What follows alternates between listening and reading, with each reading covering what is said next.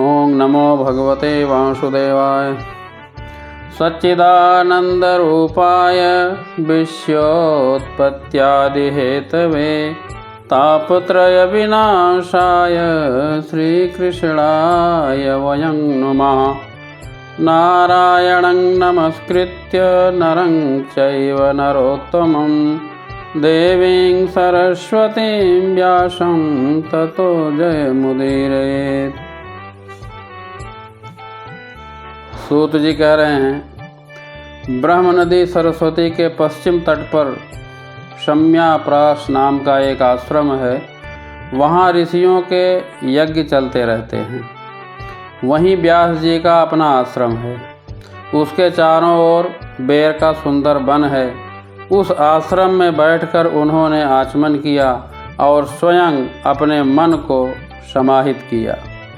उन्होंने भक्ति योग के द्वारा अपने मन को पूर्णतया एकाग्र और निर्मल करके आदि पुरुष परमात्मा और उनके आश्रय से रहने वाली माया को देखा।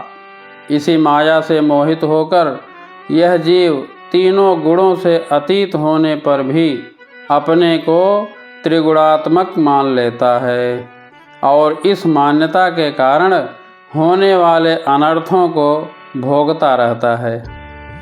इन अनर्थों की शांति का साक्षात साधन है केवल भगवान का भक्ति योग। परंतु संसार के लोग इस बात को नहीं जानते। यही समझकर उन्होंने इस परमहंसों की संहिता श्रीमद् भागवत की रचना की। इसके श्रवण मात्र से पुरुषोत्तम भगवान के प्रति परम प्रेममयी भक्ति हो जाती है, जिससे जीव के शोक, मोह और भय नष्ट हो जाते हैं। उन्होंने इस भागवत संहिता का निर्माण और पुनरावृत्ति करके इसे अपने निवृत्ति परायण पुत्र श्री सुखदेव जी महाराज को पढ़ाया।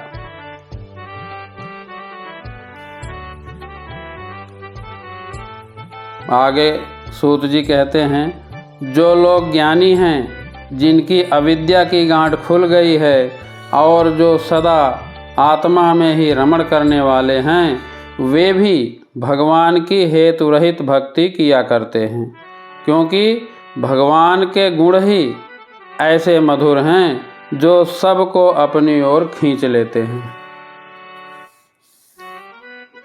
फिर सुखदेव जी तो भगवान के भक्तों के अत्यंत प्रिय और स्वयं भगवान वेद व्यास के पुत्र हैं।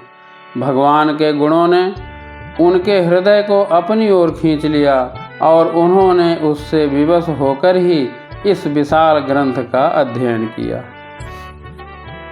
जिस समय महाभारत युद्ध में कौरव और पांडव दोनों पक्षों के बहुत से वीर वीरगति को प्राप्त हो चुके थे और भीमसेन की गदा के प्रहार से दुर्योधन की जांघ टूट चुकी थी, तब अश्वत्थामा ने अपने स्वामी दुर्योधन का प्रिय कार्य समझकर द्रौपदी के सोते हुए पुत्रों के सिर काटकर उसे भेंट किए। यह घटना दुर्योधन को भी अप्रिय लगी, क्योंकि ऐसे नीच कर्म की सभी निंदा करते हैं। उन बालकों की माता द्रौपदी अपने पुत्रों का निधन सुनकर अत्यंत दुखी हो गई। उसकी आंखों में आंसू छलछलाए आए, वह रोने लगी। अर्जुन ने उसे सांत्वना देते हुए कहा, कल्याणी, मैं तुम्हारे आंसू तब पोंछूंगा जब उस आतताई ब्राह्मणाधम का सिर गांडीव धनुष के बाणों से काटकर तुम्हें भेंट करूंगा, और पुत्रों की अंत्येष्टि क्रिया के बाद तुम उस पर पैर रखकर स्नान करोगी। अर्जुन ने इन मीठी और विचित्र बातों से द्रौपदी को सांत्वना दी और अपने मित्र भगवान श्री कृष्ण की सलाह से उन्हें सारथी बनाकर कवच धारण कर और अपने भयानक गांडीव धनुष को लेकर वे रथ पर सवार हुए तथा गुरुपुत्र अश्वत्थामा के पीछे दौड़ पड़े।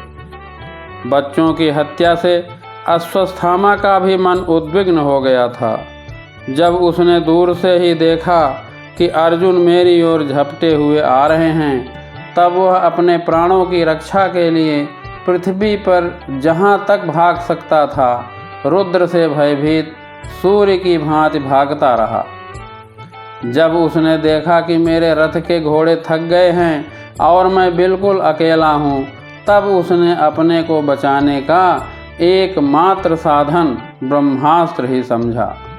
यद्यपि उसे ब्रह्मास्त्र को लौटाने की विधि मालूम नहीं थी, फिर भी प्राण संकट देखकर उसने आचमन किया और ध्यानस्थ होकर ब्रह्मास्त्र का संधान कर दिया। उस अस्त्र से सब दिशाओं में एक बड़ा प्रचंड तेज फैल गया। अर्जुन ने देखा अब तो मेरे प्राणों पर ही आ बनी है। तब उन्होंने श्री कृष्ण से प्रार्थना की, कृष्ण कृष्ण महाबाहो भक्तानां भयंकर त्वमेको दह्यमानानां पवर्गो संसृते। हे भगवान, तुम सच्चिदानंद रूप परमात्मा हो, तुम्हारी शक्ति अनंत है। तुम ही भक्तों को अभय देने वाले हो। जो संसार की धधकती हुई आग में जल रहे हैं, उन जीवों को उससे उबारने वाले एकमात्र तुम ही हो। तुम प्रकृति से परे रहने वाले आदि पुरुष साक्षात परमेश्वर हो। अपनी चित्त शक्ति से बहिरंग एवं त्रिगुणमयी माया को दूर भगाकर अपने अद्वितीय स्वरूप में स्थित हो जाओ। वही तुम अपने प्रभाव से माया मोहित जीवों के लिए धर्मादि रूप कल्याण का विधान करते हो। तुम्हारा यह अवतार पृथ्वी का भार हरण करने के लिए और तुम्हारे अनन्य प्रेमी भक्तजनों के निरंतर स्मरण ध्यान करने के लिए है। स्वयं प्रकाश स्वरूप श्री कृष्ण यह भयंकर तेज सब ओर से मेरी ओर आ रहा है। यह क्या है, कहाँ से है, क्यों आ रहा है, इसका मुझे बिल्कुल पता नहीं है। भगवान ने कहा, अर्जुन, यह अश्वत्थामा का चलाया हुआ ब्रह्मास्त्र है। यह बात समझ लो कि प्राण संकट उपस्थित होने से उसने इसका प्रयोग तो कर दिया, परंतु वह इस अस्त्र को लौटाना नहीं जानता। किसी भी दूसरे अस्त्र में इसको दबा देने की शक्ति भी नहीं है। तुम शास्त्रार्थ विद्या को भली भांति जानते हो। ब्रह्मास्त्र के तेज से ही इस ब्रह्मास्त्र की प्रचंड आग को बुझा दो। अर्जुन विपक्षी वीरों को मारने में बड़े प्रवीण थे। भगवान की बात सुनकर उन्होंने आचमन किया और भगवान की परिक्रमा करके ब्रह्मास्त्र के निवारण के लिए ब्रह्मास्त्र का ही संधान कर दिया। बाणों से वेष्टित उन दोनों ब्रह्मास्त्रों के तेज प्रलयकालीन सूर्य एवं अग्नि के समान आपस में टकराकर सारे आकाश और दिशाओं में फैल गए और बढ़ने लगे। तीनों लोकों को जलाने वाली उन दोनों अस्त्रों की बढ़ी हुई लपटों से प्रजा जलने लगी और उसे देखकर सबने यही समझा कि यह प्रलय काल की अग्नि है। उस आग से प्रजा का और लोकों का नाश होते देखकर भगवान की अनुमति से अर्जुन ने उन दोनों को ही लौटा लिया। अर्जुन की आंखें क्रोध से लाल हो रही थीं। उन्होंने झपटकर उस क्रूर अश्वत्थामा को पकड़ लिया और जैसे कोई रस्सी से पशु को बांध ले जाता है वैसे ही बांध लिया।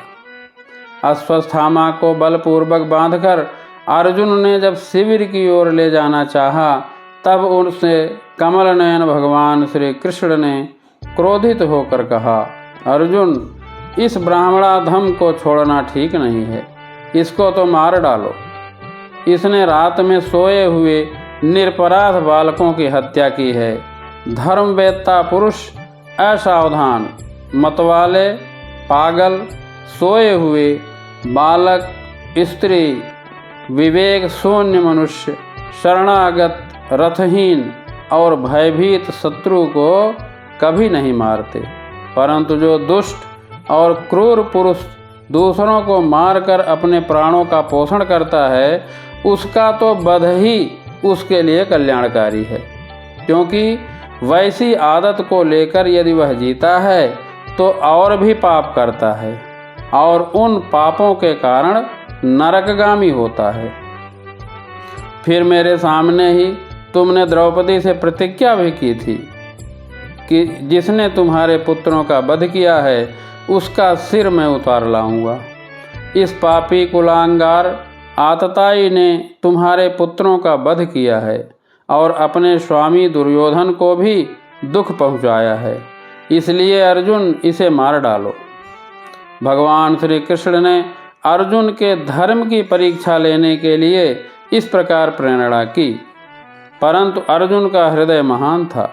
यद्यपि अश्वत्थामा ने उनके पुत्रों की हत्या की थी, फिर भी अर्जुन के मन में गुरु पुत्र को मारने की इच्छा नहीं हुई। इसके बाद अपने मित्र और सारथी भगवान श्री कृष्ण के साथ वे अपने युद्ध शिविर में आए। वहाँ अपने मृत पुत्रों के लिए शोक करती हुई द्रौपदी को गुरुपुत्र को सौंप दिया। द्रौपदी ने देखा अश्वत्थामा पशु की तरह बांधकर लाया गया है। निंदित कर्म करने के कारण उनका मुख नीचे की ओर झुका हुआ है। अपना अनिष्ट करने वाले गुरुपुत्र अश्वत्थामा को इस प्रकार अपमानित देखकर द्रौपदी का कोमल हृदय कृपा से भर आया और उसने अश्वत्थामा को नमस्कार किया। गुरुपुत्र का इस प्रकार बांधकर लाया जाना सती द्रौपदी को सहन नहीं हुआ। उसने कहा, छोड़ दो इन्हें, छोड़ दो। ये ब्राह्मण हैं, हम लोगों के अत्यंत पूजनीय हैं, जिनकी कृपा से आपने रहस्य के सारे धनुर्वेद और प्रयोग तथा उपसंहार के साथ संपूर्ण शास्त्रार्थों का ज्ञान प्राप्त किया है। वे आपके आचार्य द्रोण ही पुत्र के रूप में आपके सामने खड़े हैं। उनकी अर्धांगिनी कृपी अपने वीर पुत्र की ममता से ही अपने पति का अनुगमन नहीं कर सकी। वे अभी जीवित हैं। महाभाग्यवान आर्यपुत्र, आप तो बड़े धर्मज्ञ हैं। जिस गुरु वंश को नित्य पूजा और वंदना करनी चाहिए, उसी को व्यथा पहुंचाना आपके योग्य कार्य नहीं है।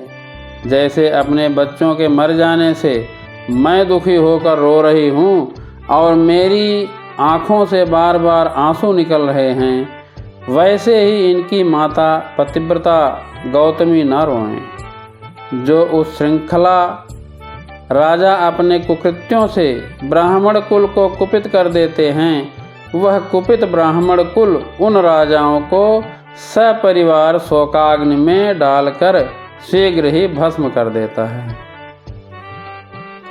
शौनकादि ऋषियों, द्रौपदी की बात धर्म और न्याय के अनुकूल थी।